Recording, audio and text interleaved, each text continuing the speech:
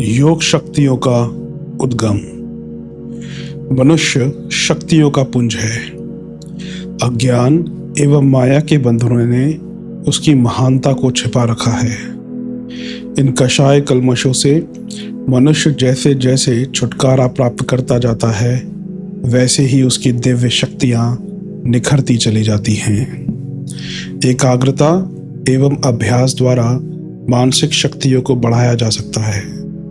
उनके द्वारा चमत्कारिक कार्य भी संपादित किए जा सकते हैं। श्रद्धा और विश्वास अध्यात्म जगत के दो अचूक उपादान हैं। जैसे लोहा और अग्नि इन दो वस्तुओं के द्वारा अनेक प्रकार के हथियार, औजार और बर्तन बनाए जा सकते हैं, उसी प्रकार श्रद्धा और विश्वास के आधार पर अनेक आध्यात्मिक चमत्कारी शक्तियां प्राप्त की जा सकती हैं। अंधेरी रात के समय सुनसान जंगल में मामूली झाड़ी भूत बन जाती है। उससे डरकर मनुष्य बीमार पड़ जाते हैं और कई बार मर तक जाते हैं। अपना विश्वास ही अपने लिए भूत का रूप धारण कर सामने आ उपस्थित होता है। उसकी शक्ति इतनी प्रचंड होती है कि बीमार कर देना, मार डालना उसके लिए बाएं हाथ की बात है। चूहे के काटने पर एक आदमी यह विश्वास करके मर गया कि उसे सांप ने काट खाया है। एक व्यक्ति साधारण दवा पीकर मर गया। कारण यह था कि दवा की बोतल पर गलती से जहर का लेबल किसी ने चिपका दिया था। रोगी ने समझा कि मैंने जहर पी लिया है। इसी भ्रम में उसकी मृत्यु हो गई। एक बार यूरोप के एक नगर में एक अपराधी को मृत्यु की सजा दी गई। डॉक्टरों ने इस अपराधी को अपनी क्रिया द्वारा मार डालने की सरकार से स्वीकृति ले ली। अपराधी को एक मेज पर लिटाकर उसकी आंखों में पट्टी बांध दी गई और गले के पास एक छोटी पिन चुबो दी गई, जिससे 1-2 बूंद खून बहाया गया। उसी जगह पर ऊपर से एक पतली नली द्वारा पानी बहाया गया, जो उसकी गर्दन पर होता हुआ मेज के नीचे टपकने लगा। अपराधी को विश्वास कराया गया कि उसकी नस काट दी गई है, जिसमें होकर खून बह रहा है। उसने डॉक्टरों की बात पर विश्वास कर लिया और केवल 10-5 बूंद खून निकलने पर अपने विश्वास के कारण कुछ ही देर में मर गया। बहुत से रोगी साधारण रोग होने पर भी भय, घबराहट और आशंका से उद्विग्न होकर अपने रोग को बढ़ा लेते हैं और उसका दुष्परिणाम भोगते हैं। जहाँ विश्वास से अनिष्टकर स्थिति आती है, वहाँ दुखों का नाश भी हो जाता है। लोकमान्य तिलक के अंगूठे पर एक गहरा ऑपरेशन होना था। डॉक्टरों ने कष्ट अधिक होने की संभावना के कारण क्लोरोफॉर्म सुखाने की व्यवस्था की। लोकमान्य तिलक ने डॉक्टर से कहा, आप इतना झंझट ना कीजिए, मैं अपनी रुचि की किसी पुस्तक को पढ़ने में व्यस्त हो जाऊंगा, आप ऑपरेशन कर लेना। तिलक पुस्तक पढ़ते रहे। डॉक्टर अंगूठा काटता रहा। उन्हें कष्ट का भान ना हुआ। अविचल भाव से हाथ ढीला छोड़े हुए वे अध्ययन में लगे रहे। मन शक्ति की ये महिमा अपार है। उसके द्वारा बहुत सी अद्भुत बातें प्रत्यक्ष हो जाती हैं। मन शक्ति उत्पादक शक्ति है। कल्पना के आधार पर पहले योजनाएं बनाई जाती हैं, फिर वे प्रत्यक्ष रूप से सामने आ जाती हैं। कोई मकान या कारखाना पहले किसी के दिमाग में बनता है। उसका नक्शा, ढांचा, आकार, प्रकार जिस ढंग का मन में बनाया जाता है, हूबहू वैसा ही बनकर कुछ समय में आंखों के आगे आ खड़ा होता है। मनुष्य जिस प्रकार की बातों को सोचता रहता है, वैसी ही परिस्थितियां उसके जीवन में सामने आती रहती हैं। मन की उत्पादन शक्ति आश्चर्यजनक है। जो बीज मन क्षेत्र में बोए जाते हैं, वे नेत्रों के सामने मूर्त रूप में फलित होते हैं। मनुष्य अपने विचारों द्वारा अपने को साधु, सन्यासी, महात्मा, विद्वान और सुसंपन्न बनाता है और अपने ही विचारों द्वारा पागल, मूर्ख, सनकी, विक्षिप्त, कुकर्मी तथा दीनहीन बनाता है। अपने को उठाना और गिराना अपने हाथ की ही बात है। इतना ही नहीं, संसार में महायुद्ध, द्वेष, कलह, अशांति, अभाव, उपद्रव तथा सुख शांति, सद्भाव उत्पन्न करना मनुष्य के हाथ की बात है। स्वर्ग या नरक प्राप्त करना, ईश्वर और मुक्ति को उपलब्ध करना केवल मात्र मनशक्ति का खेल है। मन जिधर भी ढुलक जाता है उधर ही तूफानी गति से आगे बढ़ता जाता है। हम अपनी मानवीय विद्युत के चमत्कार पुस्तक में सविस्तार बता चुके हैं कि मानव शरीर के परमाणु किस प्रकार अपनी स्वतंत्र सत्ता कायम कर लेते हैं।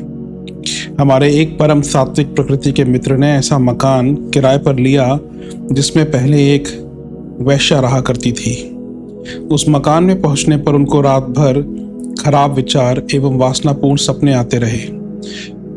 उन्होंने अपना हाल हमें बताया। विचार के पश्चात यही निष्कर्ष निकला कि उस मकान में रहने वाली युवती के परमाणुओं द्वारा कई अदृश्य मूर्तियां बन गई होंगी और वे अपनी जननी वैश्या की भांति उस मकान में रहने वाले व्यक्तियों पर प्रभाव डालती होंगी। उन सज्जन को वह वैश्या दिखाई गई जो पहले उस मकान में रहा करती थी, तो उन्होंने बताया कि हूबहू ऐसी ही स्त्री उनके स्वप्न में दिखाई पड़ती थी। वह मकान छोड़ देने पर उनका दोष दूर हो गया। जिन स्थानों में जैसे स्वभाव के मनुष्य रहते हैं उनमें उस तरह का वातावरण छा जाता है।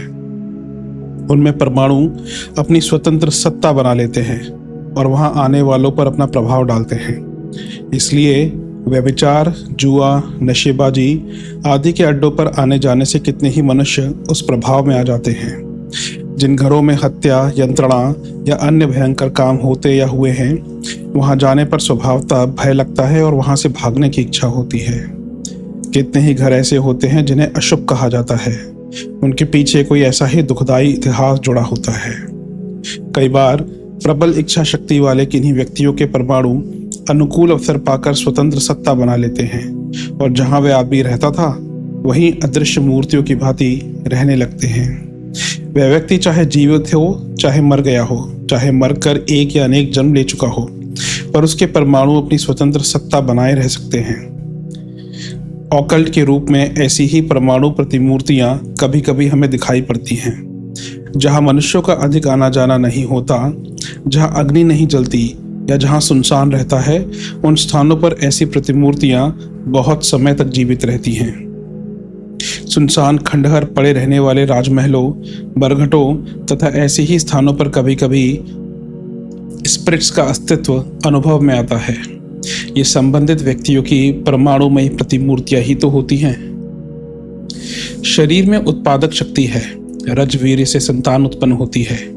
जख्म सड़ने पर मांस में कीड़े पड़ जाते हैं। कब्ज होने पर एक्सक्रीटा में सफेद कीड़े उत्पन्न हो जाते हैं। पसीने से जुएं पैदा होते हैं। नारू रोग में फोड़े के भीतर सफेद लंबा कीड़ा निकलता है।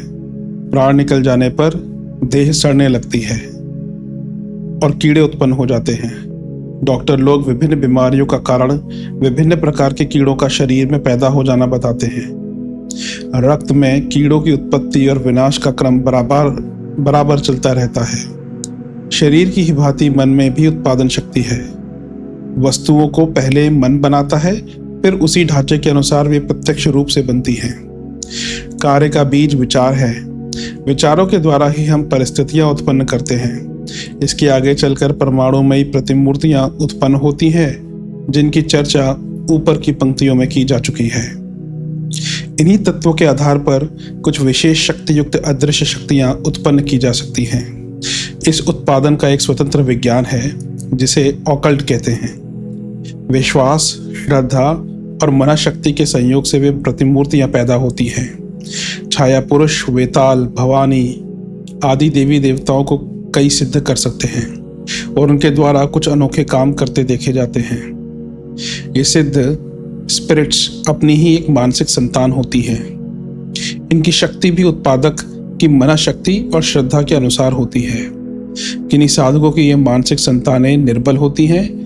वे अपने दर्शन दे सकती हैं और थोड़ी हलचल कर सकती हैं।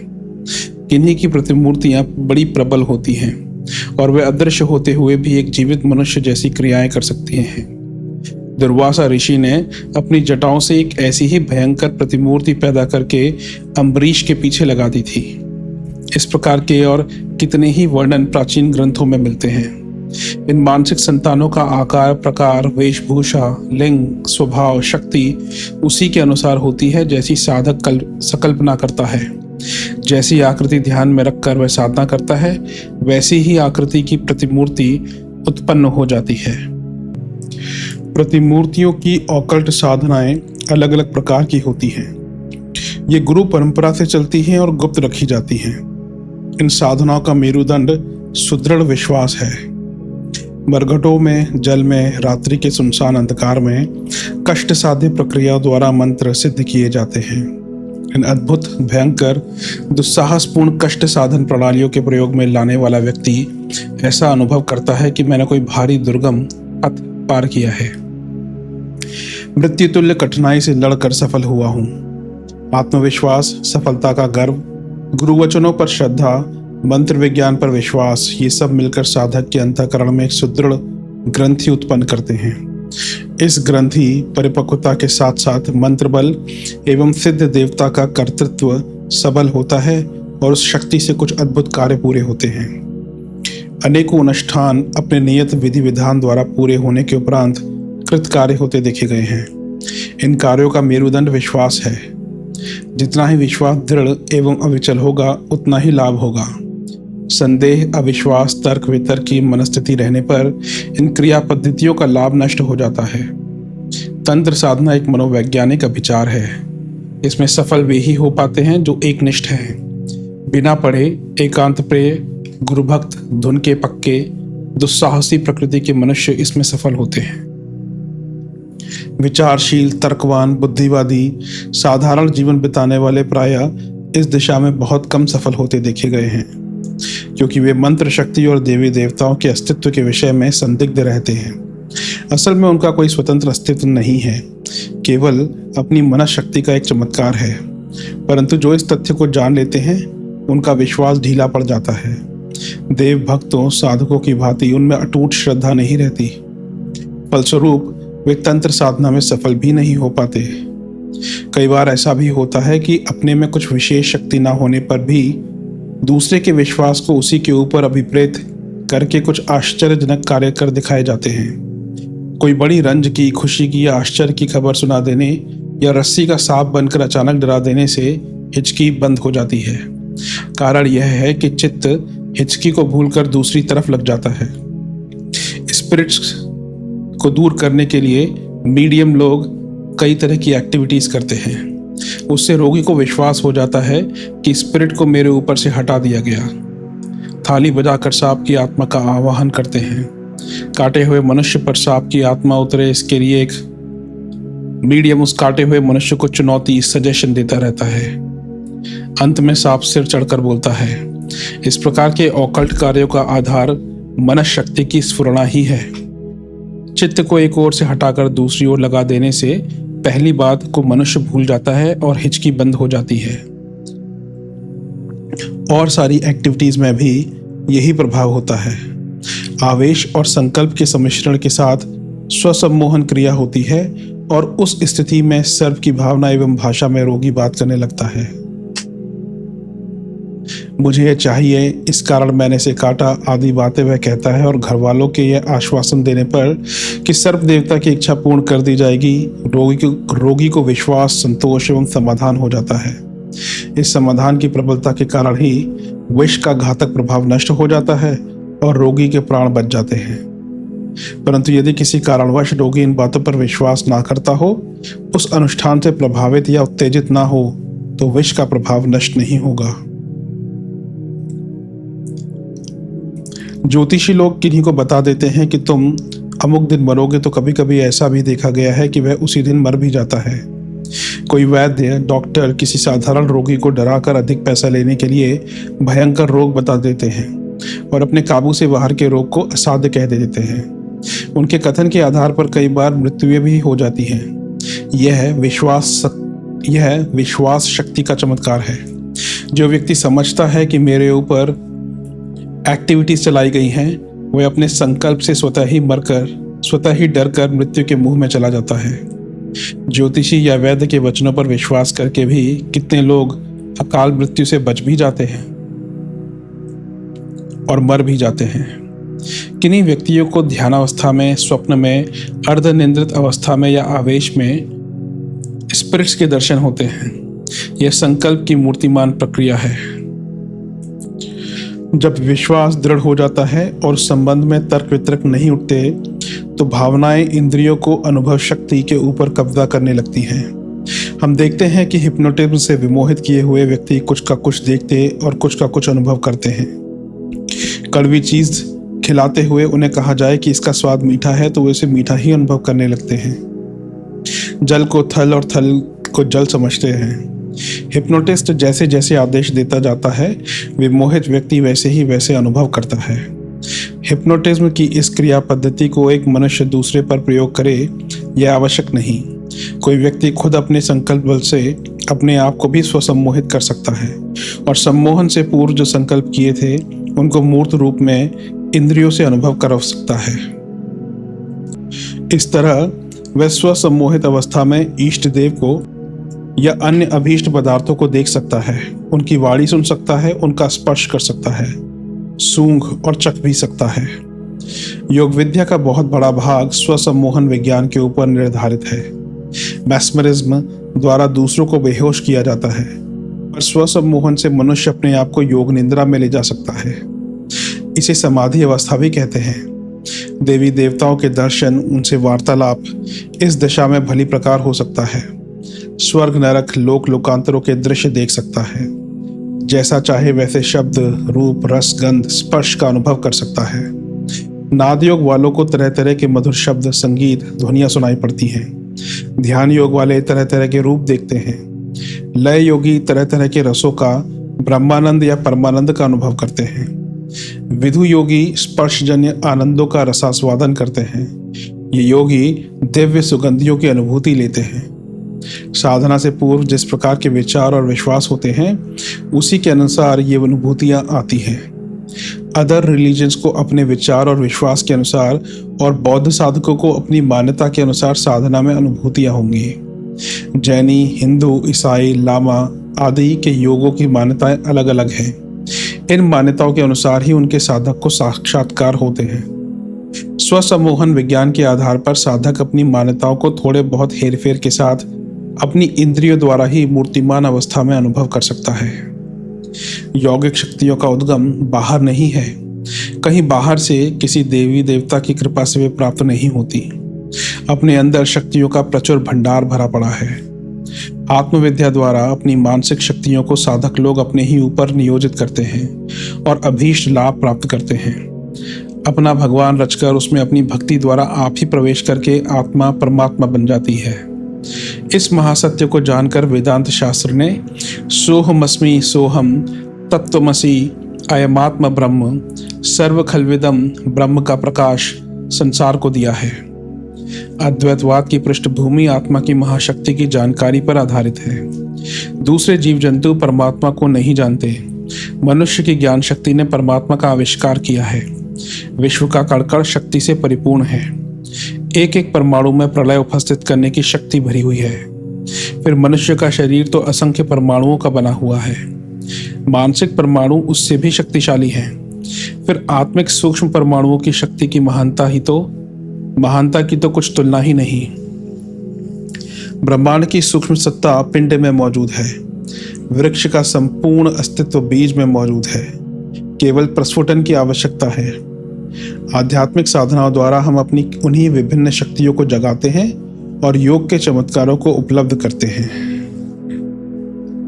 प्रचंड संकल्प शक्ति द्वारा अपने आप को प्रभावित करके यथेच्छ आत्मनिर्माण किया जा सकता है। सांसारिक वस्तुओं द्वारा जो सुख मिलते हैं वैसे ही या उनसे भी अधिक सुखानुभूति संकल्प के आवेश द्वारा प्राप्त की जा सकती है। दूसरों को प्रभावित करके उनको उपयोगी मार्ग पर लगाया जा सकता है।